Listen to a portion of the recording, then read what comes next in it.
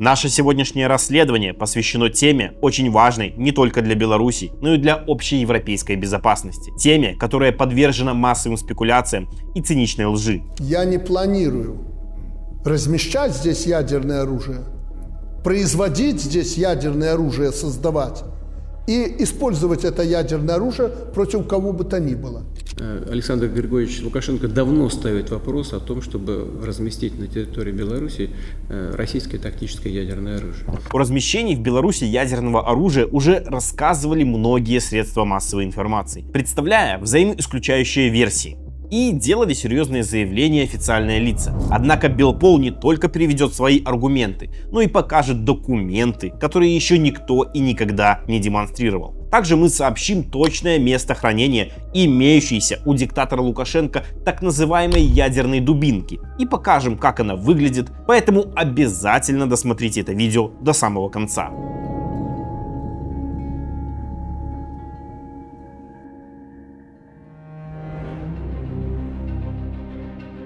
Ядерное оружие появилось на территории Беларуси в 1960 году, в период существования СССР. На момент распада Советской империи в Белорусском военном округе имелось порядка 1200 тактических и стратегических ядерных боеприпасов различной мощности. Сразу кратко разъясним, чем тактическое ядерное оружие отличается от стратегического. На этот счет мнения у различных специалистов несколько отличаются. Приведем усредненные оценки. Ядерные ракетные комплексы стратегического назначения предназначены для нанесения ударов в глубоком тылу противника и уничтожения крупных объектов, например, больших городов или транспортных узлов. Это межконтинентальные баллистические ракеты. Они имеют дальность свыше 5000 километров. Обычно могут оснащаться несколькими боеголовками большой мощности, как правило от 100 до 1000 килотонн. Бывают наземного, авиационного либо морского базирования. Наземные стратегические ядерные ракетные комплексы могут быть как подвижными, так и стационарными, то есть в шахтных установках, например. Тактическое ядерное оружие, сокращенно ТЯО, или, как его еще называют, нестратегическое ядерное оружие, предназначено для поражения крупных целей или скопления войск противника на линии фронта либо в ближайшем тылу. Дальность его применения составляет от нескольких десятков километров до 2 и более тысяч километров. Обычно на самом деле это бывает несколько сотен километров. Мощность боеголовок, как правило, от 5 до 100 килотонн. Для понимания, мощность атомных бомб, сброшенных в 1945 году на японские города Хиросима и Нагасаки, была от 15 до 20 килотонн. Современные образцы тактического ядерного оружия — это баллистические и крылатые ракеты наземного, авиационного и морского базирования. А также бывают авиабомбы, причем многие его носители универсальны, могут иметь боеголовки как с обычными взрывчатыми веществами, так и в ядерном исполнении. Кроме того, тактическое ядерное оружие может быть представлено даже артиллерийскими снарядами основных калибров. Продолжим историю ядерного вопроса. В апреле 1992 года уже суверенная Республика Беларусь оформила членство в договоре о сокращении стратегических наступательных вооружений, ДСНВ, если сокращенно. В июле 1993 года наша страна официально присоединилась к договору о нераспространении ядерного оружия, став первым государством, добровольно отказавшимся от возможности обладания ядерными вооружениями, оставшимся после распада СССР. Важный момент. Участниками данного договора Беларусь и Россия являются и по настоящее время, официально утверждая, что соблюдают его условия. А в указанном международном документе прописано следующее. Например, в статье 1.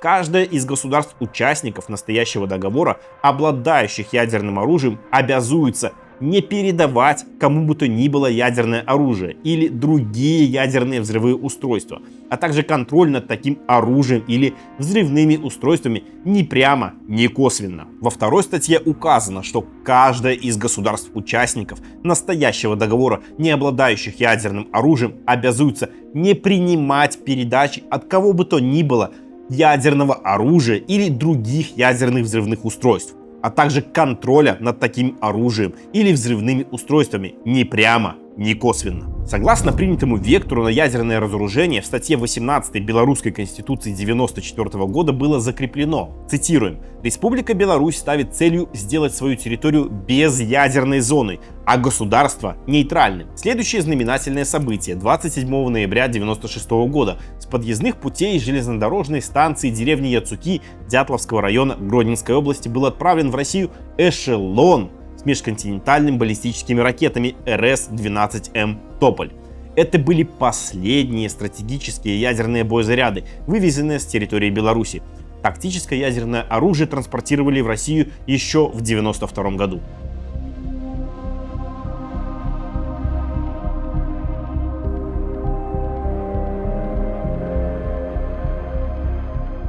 Ось і все.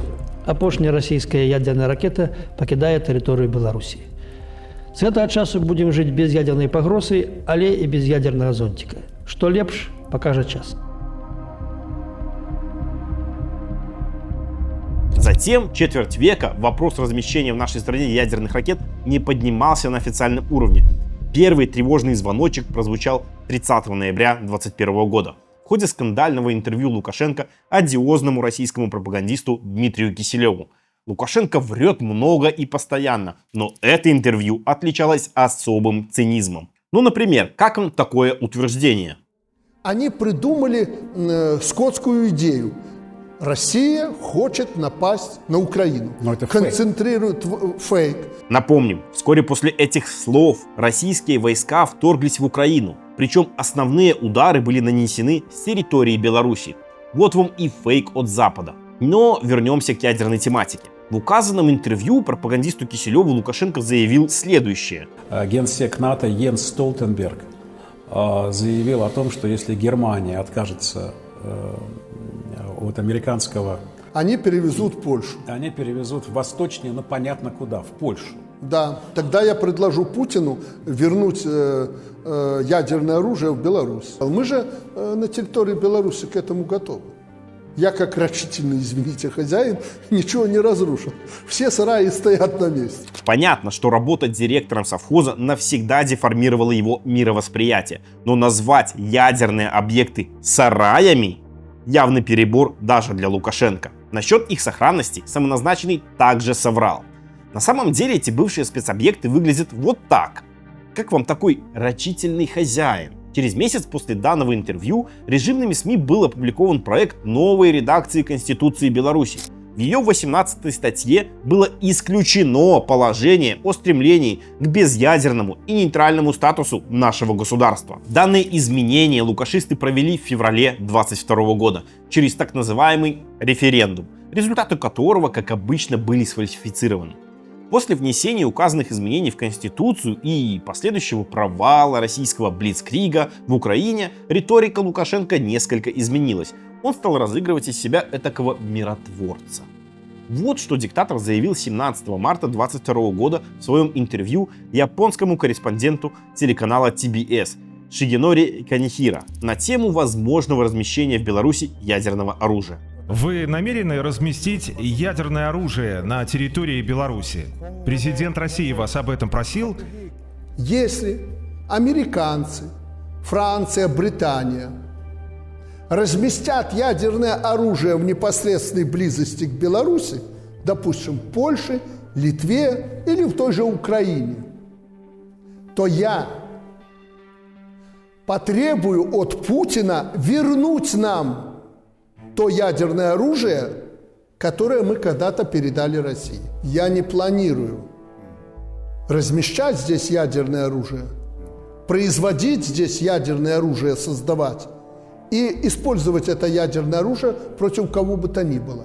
Такого никогда не было в планах белорусского руководства и в моих планах.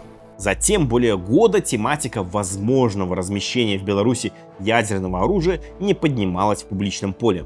И вот 25 марта 2023 года, аккурат в национальный праздник белорусов, День воли, российский правитель Путин в эфире телеканала «Россия-24» сделал вот такие резонансные заявления.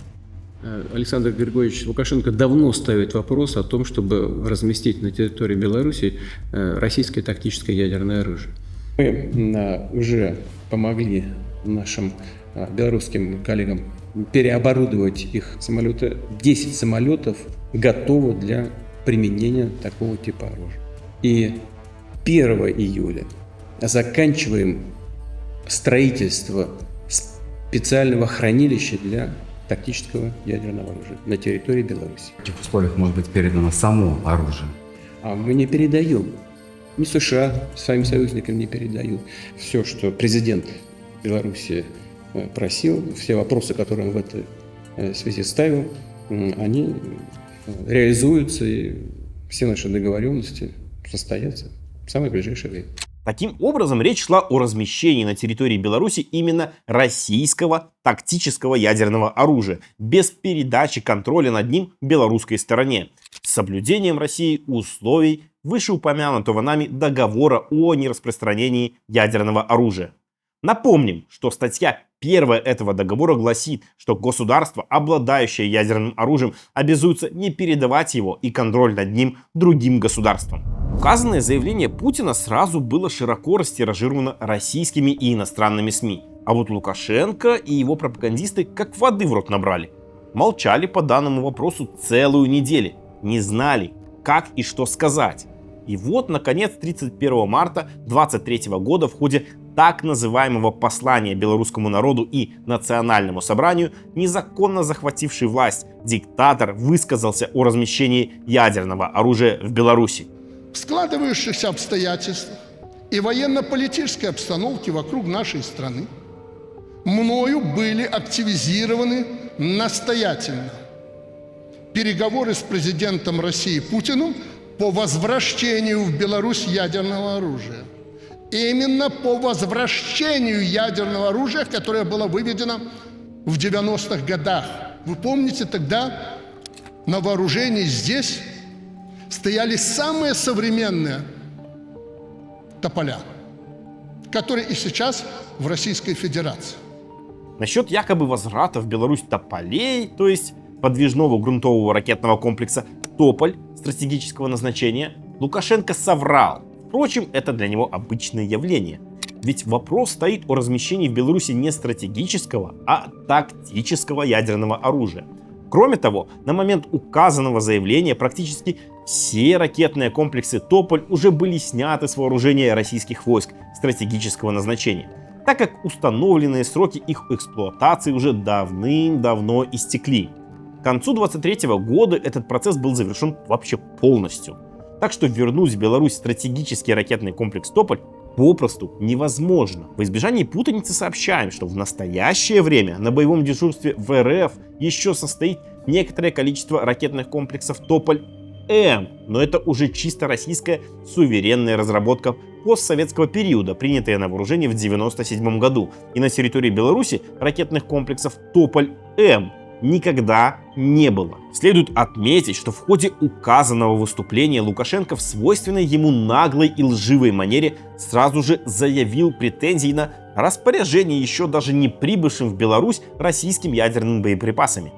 Указанное заявление можно считать отправной точкой ядерного блефа диктатора. И мы будем этот суверенитет и независимость сохранять и обеспечивать чем только возможно, в том числе и ядерным арсеналом. И не надо сегодня говорить, вот только будут хранить, будут еще чего-то там, это там не наше оружие, это наше оружие, которое будет способствовать суверенитету и независимости. Посмотрите, сколько пафоса. Это наше оружие, которое будет способствовать суверенитету и независимости. Какие бурные овации лукашенковской номенклатуры. Но все это виртуальная реальность, рассчитанная на ябатик. Для правильного понимания поясним. Наше для Лукашенко значит мое, то есть его. Однако, как бы красиво не заливался соловьем самоназначенный перед своими прикорытниками, реальная ситуация с его доступом к принятию решений по транспортировке, хранению, не говоря уже о применении ядерного оружия, совсем иная. И это мы покажем в данном расследовании. Еще один важный момент. Где же в Европе размещено ядерное оружие, которым нас так пугают диктаторы Путин и Лукашенко? Как видите, на территории стран Восточной Европы или так называемых новых членов НАТО ядерного оружия нет. Место его хранения в Европе не меняется на протяжении многих лет. Согласно имеющимся сведениям, на используемых ВВС США 5 авиабазах в Германии, Бельгии, Нидерландах, Италии и Турции Всего хранится около 100 авиабомб Б-61 различных модификаций с тактическими ядерными боезарядами. Находящихся на боевом дежурстве наземных ракетных комплексов с тактическим ядерным оружием у стран НАТО не имеется вообще. То есть никакой ядерной эскалации со стороны членов НАТО не происходит. Нет ее и все. Таким образом, насчет якобы складывающейся обстановки, побудившей разместить российское ядерное оружие в Беларуси, Лукашенко тоже соврал. Впрочем, ничего нового. Помните, где-то мы уже такое слышали. А я сейчас вам покажу, откуда на Беларусь готовилось нападение. А дальше мы продемонстрируем вам ряд последующих заявлений официальных лиц по вопросу размещения ядерного оружия в Беларуси. Оцените их правдоподобность и согласованность. 16 мая 2023 года во время дебатов в Организации Объединенных Наций постоянный представитель Лукашенко при ООН Рыбаков заявил: это объявление о размещении тактического ядерного оружия в Республике Беларусь прежде всего это просто заявление. Ничего в практическом смысле не было сделано в этом отношении. Интересно, да? А потом не прошло и 10 дней, как 25 мая 2023 года так называемые министр обороны России и Беларуси Сергей Шойгу и Виктор Хренин заявили, что подписали в Минске документы, которые определяют порядок содержания российского нестратегического ядерного оружия в специальном хранилище на территории Беларуси. При этом Шойгу дал следующий комментарий. Сегодня мы подпишем документы, определяющие порядок содержания российского нестратегического ядерного оружия. Россия не передает Республике Беларусь ядерное оружие, контроль над ним и решение о применении остается за российской стороной. Более подробный анализ этого события мы проведем во второй части расследования. Но после такого официального заявления Шойгу в очередной раз возникает закономерный вопрос. А как же тогда воспринимать заверение Лукашенко? И не надо сегодня говорить, вот только будут хранить, будет еще чего-то там. Это там не наше оружие, это наше оружие, которое будет способствовать суверенитету и независимости. В тот же день, то есть 25 мая 2023 года, находясь на Евразийском экономическом форуме в Москве, Лукашенко заявил, что сегодня Путин подписал указ о размещении ядерного оружия в Беларуси. Места для хранения уже подготовлены, и перемещение ядерных боеприпасов уже началось. Что он меня проинформировал, что он сегодня подписал указ о действиях наших по размещению ядерного оружия в Беларуси. Принято решение уже? Да, принято решение в развитии того, что сказано было устно. Но нам надо было подготовить там места хранения и прочее, прочее. Мы все это сделали, поэтому... Уже началось? Уже началось. Оно уже в Беларуси? Возможно, я приеду, посмотрю. Получается, не успели Шойгу, Хренин и Путин что-то там подписать, как российское ядерное оружие в тот же день мигом поехало размещаться в Беларусь, но уже подготовленные для него хранение места. Уже смешно на самом деле, дальше будет еще веселее. Через 2 недели, то есть 9 июня 2023 года, в ходе так называемой неформальной встречи с Лукашенко в Сочи, российский правитель Путин заявил, что ядерное оружие будет размещено в Беларуси только после 7-8 июля. 7-8 июля заканчивается подготовка соответствующих сооружений, и сразу же начнем мероприятия, связанные с размещением на вашей территории соответствующих видов оружия. Какой июль месяц? Ведь по заверениям Лукашенко российская ядерка поехала еще в мае. Россия хранилище не достроила. Так Лукашенко же заявил, что уже их подготовил.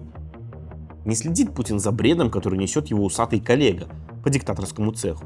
Поэтому подельники по ядерной лжи засыпались окончательно. Но нашего ядерного Остапа уже понесло. Его было не остановить. Едва прилетев из Сочи 13 июня 2023 года, Лукашенко собрал большую пресс-конференцию, в ходе которой озвучил и ядерную тематику. Так, в отдельном интервью российской пропагандистке Скобеевой диктатор заявил следующее. У нас ракеты и бомбы мы получили от России.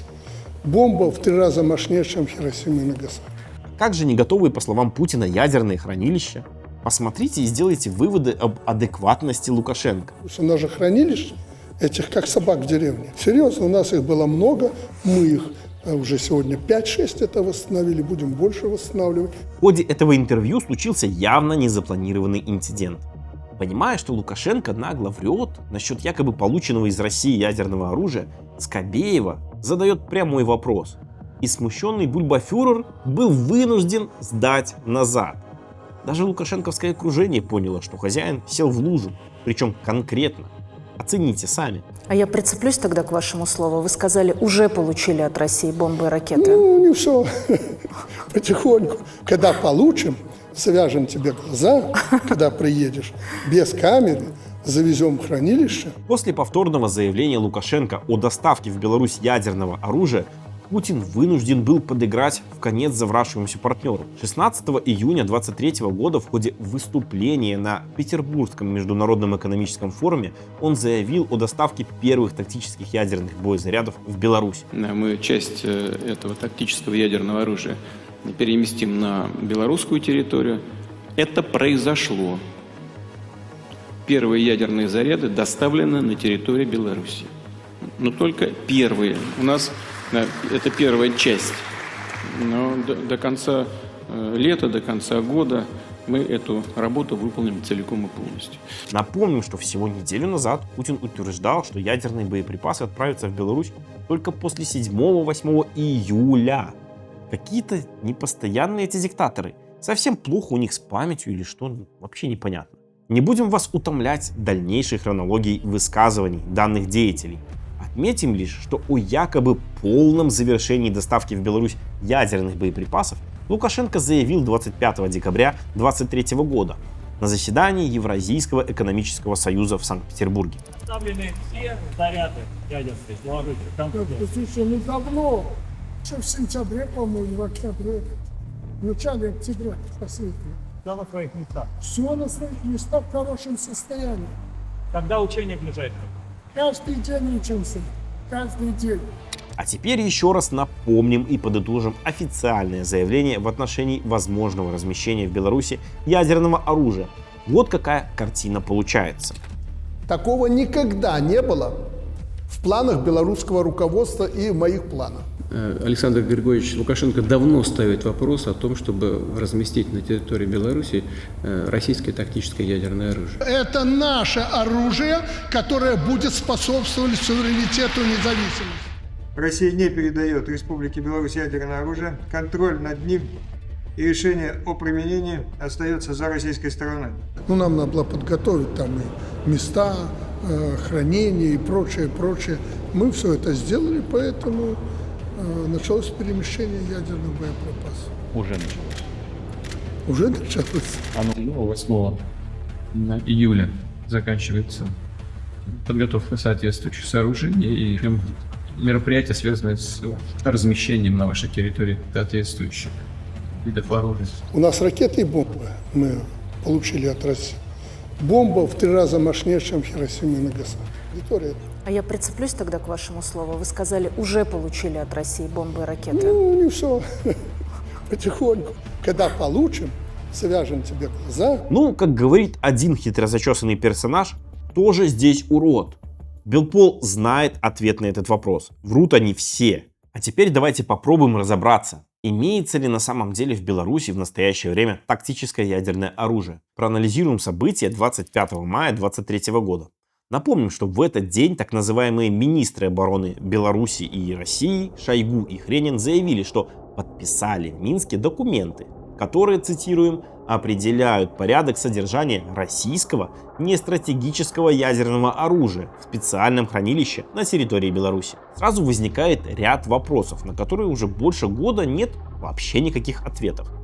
А что это за такие обезличенные документы, не имеющие названия? Это международный договор какой-то, соглашение или протокол? Вообще непонятно. Почему эти документы таинственные какие-то, нигде не опубликованы хотя бы частично, в отличие от всех иных белорусско-российских соглашений на военную тематику? И почему объявлено о подписании документов во множественном числе, в то время как официальный видеосюжет четко демонстрирует, что Хренин и Шойгу подписали всего по одному листику с неизвестным текстом. Обратите внимание, в какой серьезной обстановке 3 декабря 2022 года была оформлена одна из предыдущих международных договоренностей. Всего лишь протокол о внесении изменений в соглашение между Беларусью и Россией о совместном обеспечении региональной безопасности в военной сфере. Сколько же там присутствовало генералов и прочих военных чиновников, включая так называемого госсекретаря Совета Безопасности Беларуси Вольфовича. А 25 мая 2023 года при якобы подписании серьезнейших документов о размещении на белорусской территории ядерного оружия просто встретились два одиночества и что-то там быстренько подмахнули, и все, и конец.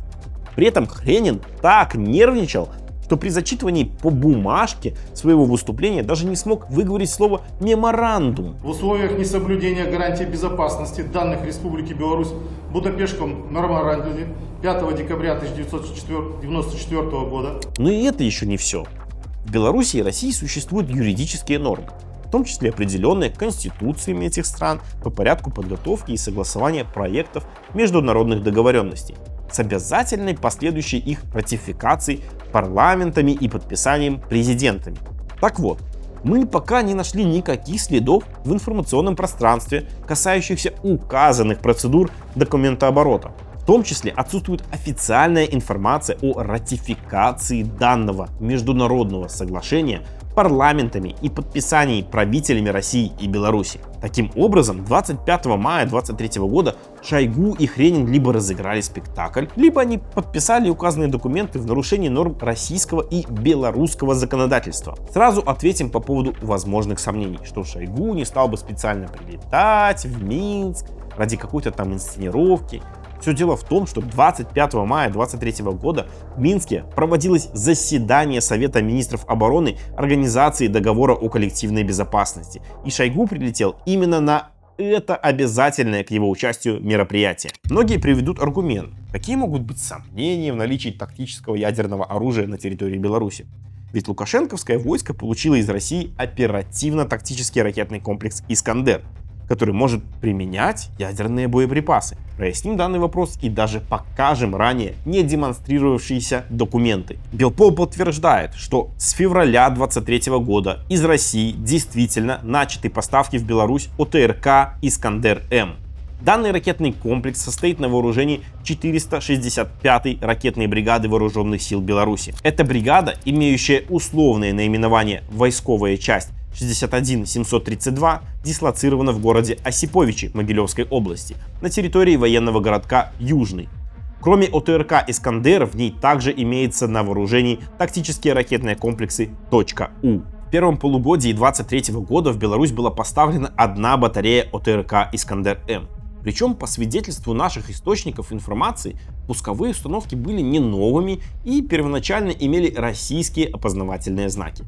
Затем была поставлена вторая батарея этого ракетного комплекса и образован отдельный 587-й ракетный дивизион 465-й ракетной бригады. По имеющимся сведениям, в настоящее время данная бригада имеет на вооружении уже два дивизиона ОТРК «Искандер-М», пусковые установки которых могут применять как квазибаллистические, так и крылатые ракеты. Дивизион ОТРК «Искандер-М» состоит из двух батарей, в каждой из которых имеется две самоходных пусковых установки ракет, две транспортно-заряжающие машины, а также иная техника, командно-штабные машины, мобильные пункты подготовки информации, машины регламента и технического обслуживания, а также машины жизнеобеспечения. Таким образом, в ракетном дивизионе ОТРК «Искандер-М» имеется 4 самоходные пусковые установки с 8 ракетами, готовыми к применению. Летом 2023 года ряд СМИ сообщили о строительстве на территории военного городка Южный первого ангара для ОТРК «Искандер». В 2024 году появилась информация о возведении еще 2 ангаров для размещения данного ракетного комплекса. При этом назывались различные характеристики строящихся объектов. Белпол смог получить соответствующую документацию, которую еще публично не демонстрировалась.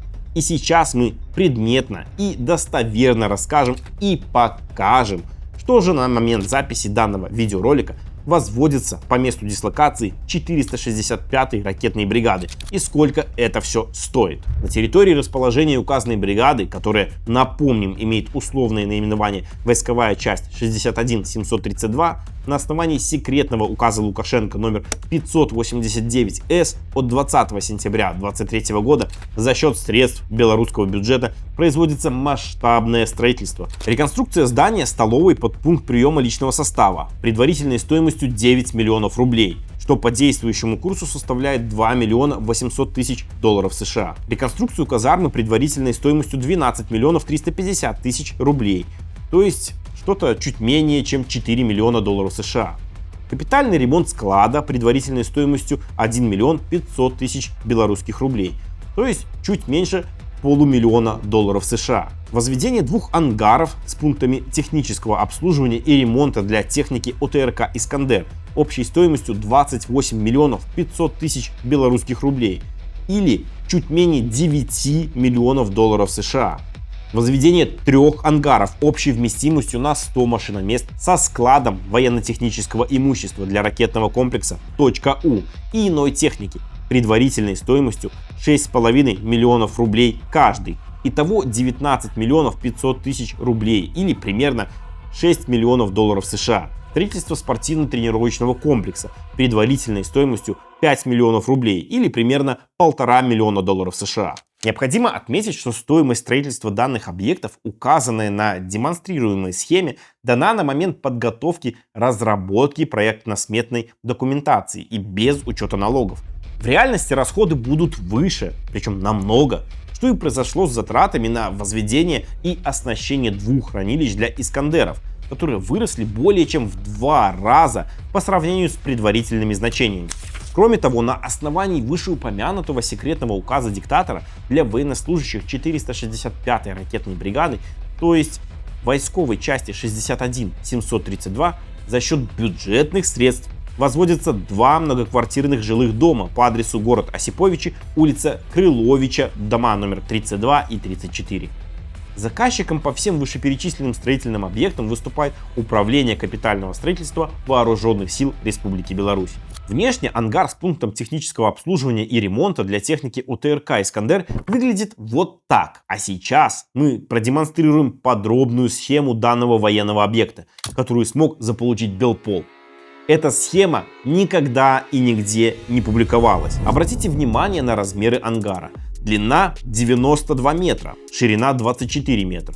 Высота основной части строения 7 метров 30 сантиметров.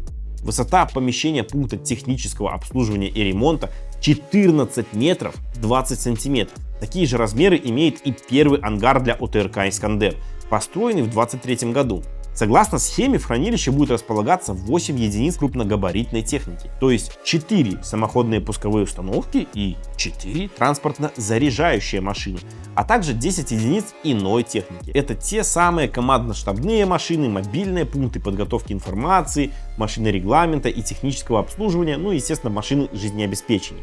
Таким образом, в одном ангаре размещается 1 ракетный дивизион ОТРК «Искандер» в составе 2 батарей.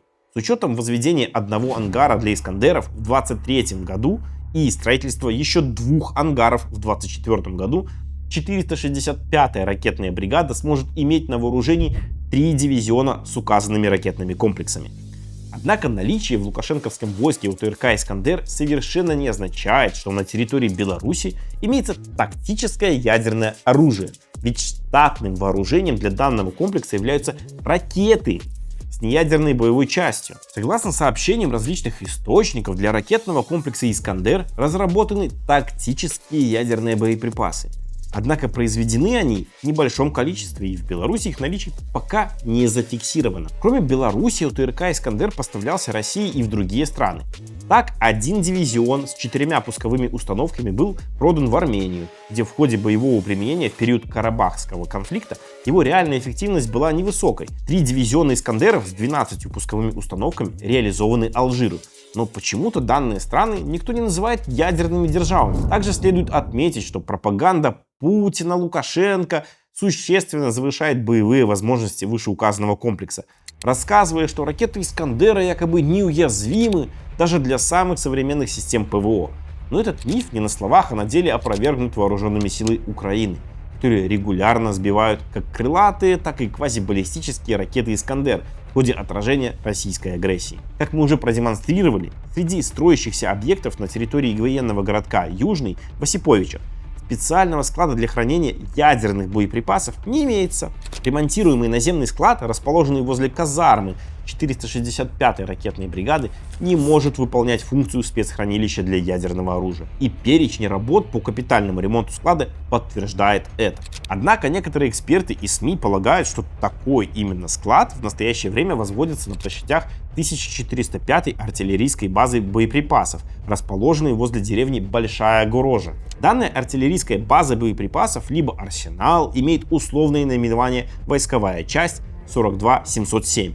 На ее территории размещено несколько десятков площадок открытого хранения боеприпасов и наземных построек, в которых складированы артиллерийские снаряды различных калибров, а также ракеты к реактивным системам залпового огня и тактическим ракетным комплексам. В настоящее время на территории указанного арсенала действительно осуществляется довольно масштабное строительство. Белпол обладает большим пакетом информации в отношении этих работ. Решение о масштабной реконструкции 1405-й артиллерийской базы боеприпасов было принято еще в 2017 году. Подготовительные мероприятия выполнялись на протяжении нескольких лет, но из-за недостатка финансирования строительные работы стали производиться только в 2023 году. Обратите внимание, он разработан в 2020 году. И этот проект касается не только подведения железнодорожных путей на 1405-ю артиллерийскую базу боеприпасов, а и многих других работ, в том числе модернизации системы охраны объекта. А вот документ, подтверждающий, что именно данный проект строительства реализуется в настоящее время на территории этой артиллерийской базы боеприпасов. Это декларация о намерениях Управления капитального строительства Вооруженных сил Республики Беларусь, датируемая 2023 годом. В документе указано место расположения строительства, наименование объекта и сроки ввода его в эксплуатацию, то есть 2024 год. Декларация подписана начальником УКС Вооруженных сил полковником Буденковым. Следующие доказательства, например. Вот, посмотрите. Описание и характеристика объекта строительства. Строительство объекта производится во исполнение программы союзного государства. Совершенствование объектов военной инфраструктуры, планируемых к совместному использованию в интересах обеспечения региональной группировки войск, сил Республики Беларусь и Российской Федерации. Утвержденный постановлением Совета министров союзного государства в 2017 году. Обратите внимание, оно имеет гриф «для служебного пользования». Ну, как всегда я говорю, простому белорусу об этом знать не надо. Следовательно, реконструкция 1405-й артиллерийской базы была запланирована давным-давно, а не вызвана доставкой на нее тактического ядерного оружия. Причиной строительства на арсенале является возросший грузооборот боеприпасов. Вот информация на период подготовки проектных документов. Как видите, уже в то время количество полученных арсеналом и отгруженных боеприпасов увеличивалось. А с началом российского вторжения в Украину эта артиллерийская база стала одним из основных поставщиков боеприпасов агрессору. Так, согласно сведениям сообщества железнодорожников Беларуси, по состоянию на середину 2023 года с данного объекта в Российскую Федерацию было отгружено свыше 25 тысяч тонн снарядов и ракет. На диаграмме эти сведения указаны по железнодорожной станции Осиповичи-1, расположенной рядом с данным арсеналом. Этим обстоятельством и объясняется посещение арсенала российскими военными, о чем писали некоторые средства массовой информации. То, что боеприпасы до реконструкции арсенала находились в основном на площадках открытого хранения, подтверждает вот этот документ, имеющийся в строительном проекте. А теперь перейдем к видам работ, выполняемым на данном арсенале. Согласно строительному проекту, к этому военному объекту необходимо проложить железнодорожные пути от ближайшего остановочного пункта Горожа со строительством железнодорожной станции и 4 погрузочно-разгрузочных платформ на территории воинской части.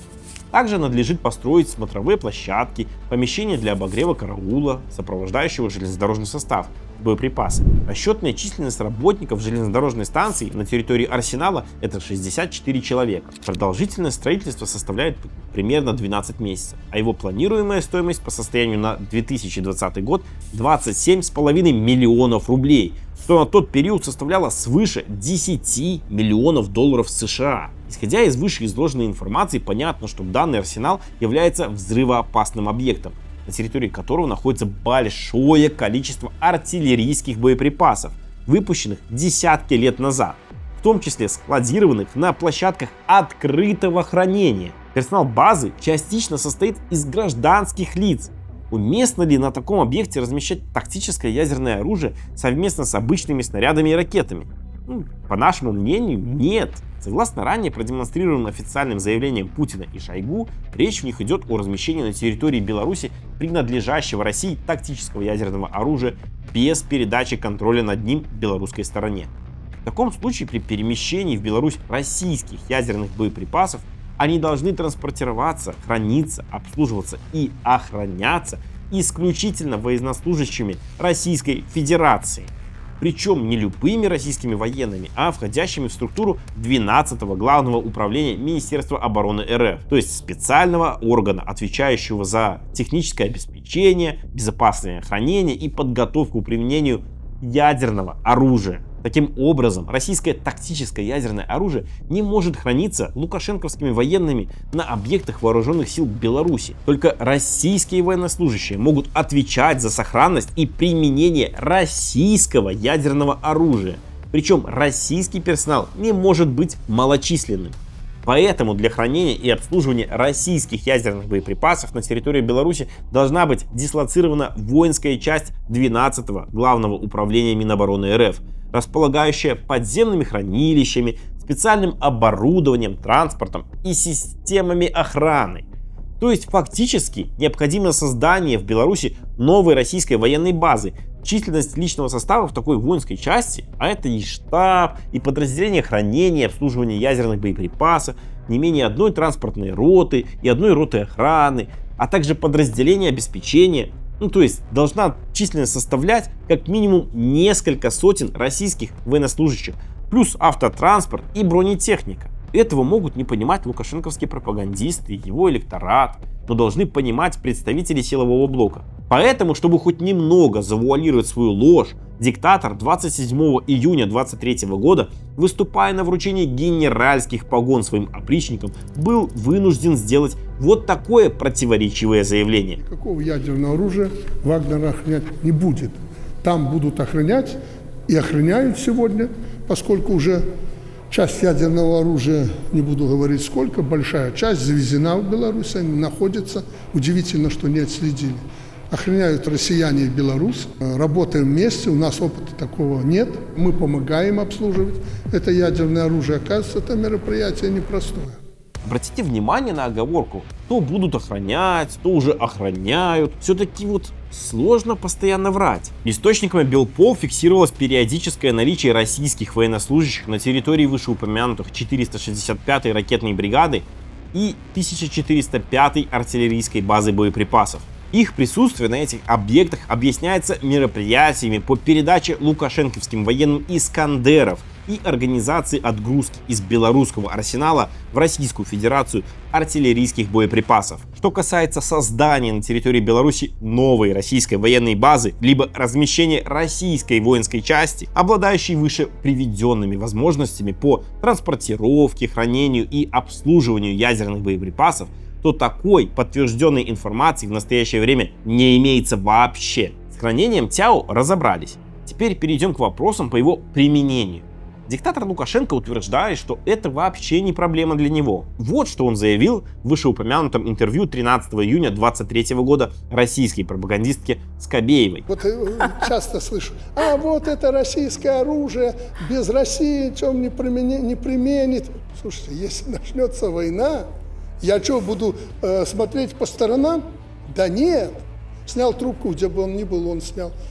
Он позвонил, я снял трубку в любой момент. Даже вот сейчас. Поэтому, что тут за проблема согласовать нанесение какого-то там удара? Это не вопрос. Да, что тут за проблема согласовать по телефону нанесение ядерного удара? Да еще и не своим ядерным оружием. Сущий пустяк для крепкого хозяйственника. А через 2 недели Лукашенко вообще заявил, что алгоритм применения российского ядерного оружия, якобы находящегося на территории Беларуси, должны определить его так называемые министр обороны Хренин и председатель КГБ Тертель. То есть вопрос уже можно решить и без правителя Путина, получается. В апреле 2024 года последовало следующее интересное заявление диктатора. На вопрос журналистов, прописан ли механизм применения ядерного оружия в новой военной доктрине, Лукашенко ответил отрицательно. Механизм не прописан. Это наше дело с Путиным. Очень круто. Вот так Правила у диктаторов. Использование наручников, милицейских дубинок, не говоря уже об огнестрельном оружии, регламентируется сразу несколькими законами. А вопрос применения ядерного оружия хотят решать по своему личному усмотрению два старых обезумевших деда. Опустим дальнейшие сумасбродные высказывания Лукашенко. Для понимания механизма практического применения тактических ядерных боеприпасов предоставим слово российскому военному эксперту Дмитрию Корневу. Кстати, он не диссидент вовсе, а частый гость российских официозных СМИ. А что такое, о чем идет речь? Что такое тактическое ядерное оружие, о чем идет речь? Наверное, самый хороший пример – это, например, ракетный комплекс «Искандер-М». Есть несколько вариантов боевых частей, в том числе ядерная. В тех частях и соединениях, где находятся эти ракеты, постоянно, ядерные боевые части не находятся. Они находятся на хранении в 12-м главном управлении Министерства обороны Российской Федерации, то есть в специальных хранилищах. Но в угрожаемый период 12-е главное управление должно доставить эти боевые части к тем самым ракетным бригадам, которые могут располагать комплексами «Искандер». Специалисты произведут установку боевых частей на ракеты. Эти пусковые установки получат специальное оборудование, которое обеспечивает пуск только санкционированный Верховным Главнокомандующим. Ядерные боеприпасы нельзя применить по решению командира пусковой установки, по решению командира, допустим, ракетной бригады. А специальное оборудование, которое устанавливается на самолеты, на корабли, на пусковые установки ракетных комплексов, не позволяет применить ядерный боеприпас без санкций Верховного Главнокомандующего. Как видите, простым телефонным звонком вопросы применения даже тактических ядерных боеприпасов вообще не решаются никак. Вначале требуется провести подготовительное мероприятие по их приведению в боевое положение. Для этого необходимо специальное оборудование, кстати, не зафиксировано на белорусских пусковых установках ракетного комплекса «Искандер», такого вообще. Также нужно запрограммировать ядерный боеприпас и активировать его с помощью специальных кодов доступа, которых ни у Лукашенко, ни у его вояк, конечно же, нет. Также поясним, что под Верховным Главнокомандующим военный эксперт Корнев имеет в виду, конечно же, Путина. Таким образом, доступа к применению ядерного оружия у Минского режима нет, что бы там ни утверждала лукашенковская пропаганда. Что, вражины, рохкаете? Беларусь – ядерная держава. Государство, обладающее возможностью в случае нападения на его территорию ответить тактическим ядерным оружием. Мы посмотрим на матовый закат и восхождение чумного гриба на польском болоте. И так свершится потаенное. Не суйтесь, панове, ибо облучим. Такие вот угрозы испепелить Европу являются пустыми страшилками. Нельзя не прокомментировать и тематику учений с ядерным оружием, якобы проведенных в Беларуси в этом году. Вот что про это заявил диктатор. В ходе проверки будет осуществляться подача спецбоеприпасов в ракетные и авиационные воинские части, загрузка их на пусковые установки и подвеска на самолет. Ракетные дивизионы оперативно-тактических комплексов «Искандер» и отечественных зенитных войск «Полонез» будут скрытно выведены в назначенные позиции и будут отрабатывать вопросы нанесения ракетных ударов. Обратите внимание, что широко распиаренную китайско-белорусскую реактивную систему залпового огня «Полонез», предназначенную исключительно для поражения наземных целей, Лукашенко называет ракетным комплексом зенитных войск. Вот такой он военный специалист, истинный агрофюрер, не больше.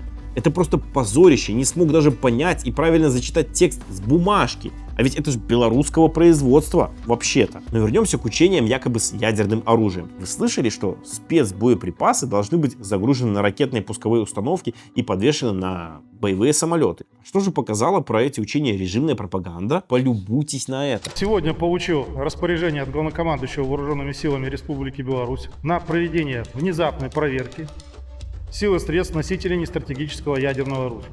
В ходе нее будет проверен весь комплекс от планирования подготовки и применения тактических ядерных боеприпасов. Это вот так называемый первый этап ядерных учений, ну, естественно, в кавычках, прошедших в мае 2024 года. Погрузка одиночной ракеты без какого-либо обозначения на боеголовке на пусковую установку комплекса «Искандер» и несколько запуганных военных с закрытыми лицами. Масштабнейшее учение, ничего не скажешь.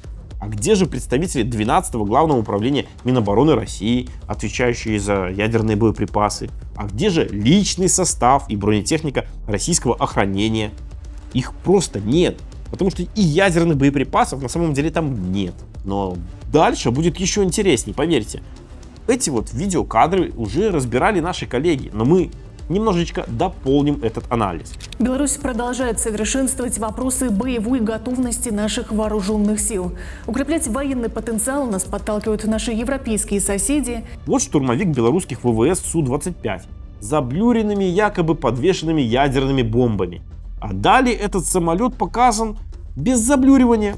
Четко видно, что элементом, который пропаганда пыталась выдать за ядерный боеприпас, на самом деле является подвесной топливный бак ПТБ-800. А рядом с ним подвешена учебная авиабомба. Этот прокол пропаганды заметили и описали белорусские демократические СМИ. И лукашисты решили сразу же исправиться при освещении в июне 2024 года так называемого второго этапа ядерных учений. Но у них опять, как всегда, ничего не получилось. Этап совместных учений нестратегических ядерных сил. Сегодня с аэродрома в Брестской области в воздух поднялся белорусский самолет Су-25 со спецбоеприпасом. Но на экране мы видим не белорусский штурмовик Су-25, а российский истребитель МиГ-31К с подвешенной ракетой «Кинжал». В ВВС Беларуси истребителей МиГ-31 вообще не имеется. Ну абсурд уже какой-то. Обратите внимание на самые очевидные различия этих военных самолетов. У штурмовика Су-25 одиночное хвостовое оперение и нет узла подвески вооружения под фюзеляжем. А у МиГ-31К двойное хвостовое оперение и под фюзеляжем подвешена ракета «Кинжал». Далее пропаганда все-таки показала штурмовик Су-25 белорусских ВВС. Но в этот раз заблюрены были не подвесные топливные баки, а подвешенные на соседних пилонах боеприпасы. По сообщению наших источников, это были опять обычные учебные авиабомбы. А зачем их нужно было заблюривать тогда? Ответ может быть только один. Для того, чтобы скрыть обман. Вот американцы не боятся демонстрировать свою ядерную бомбу даже новейшей модификации Б-61-12. Потому что она у них на самом деле есть. Да и фото ядерной бомбы ничего не скажет об используемых технологиях. Начинку-то не видно. А у лукашистов никаких ядерных бомб нет. Вот и показывают доверчивому электорату устаревшие самолеты с заблюренными учебными боеприпасами. Еще один важный вопрос. Как и против кого лукашенковское войско собирается применять ядерные бомбы? Ведь якобы переоборудованные для этого штурмовики Су-25 это тихоходные дозвуковые самолеты, не обладающие функционалом малозаметности. Их максимальная скорость 950 км в час, а крейсерская всего 750 км в час, что соответствует параметрам гражданских авиалайнеров. Данные штурмовики являются легкой мишенью для современных систем ПВО, состоящих на вооружении в странах НАТО и Украине. По этой причине углубиться на территорию противника Су-25 не смогут от слова совсем. Остается только вариант сброса ядерной бомбы в приграничье, но от этого пострадает территория и население Беларуси. То есть Лукашенко по заданию Путина планирует бомбить свой же народ ядерными боеприпасами, которые, по его словам, в 3 раза мощнее сброшенных на Хиросиму и Нагасаки. Да он вообще с ума сошел.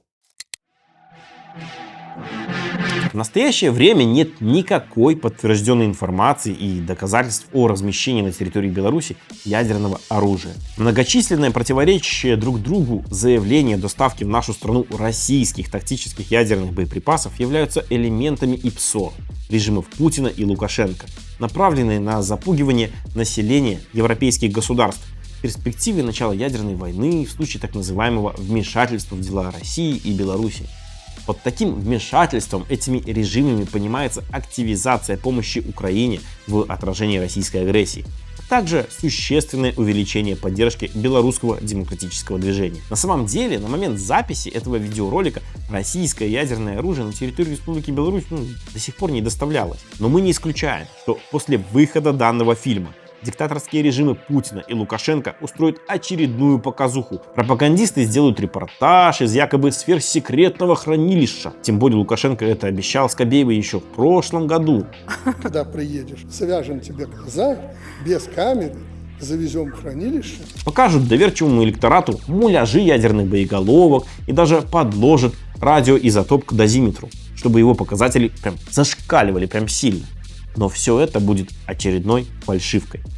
Как в животном мире, когда маленькие и слабые хотят казаться больше и сильнее, меняют окраску, распускают перья, имитируя грозность и увеличение в размерах.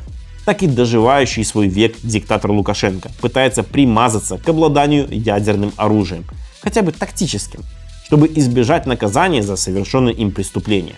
Мол, не трогайте меня, а то как испепелю Европу.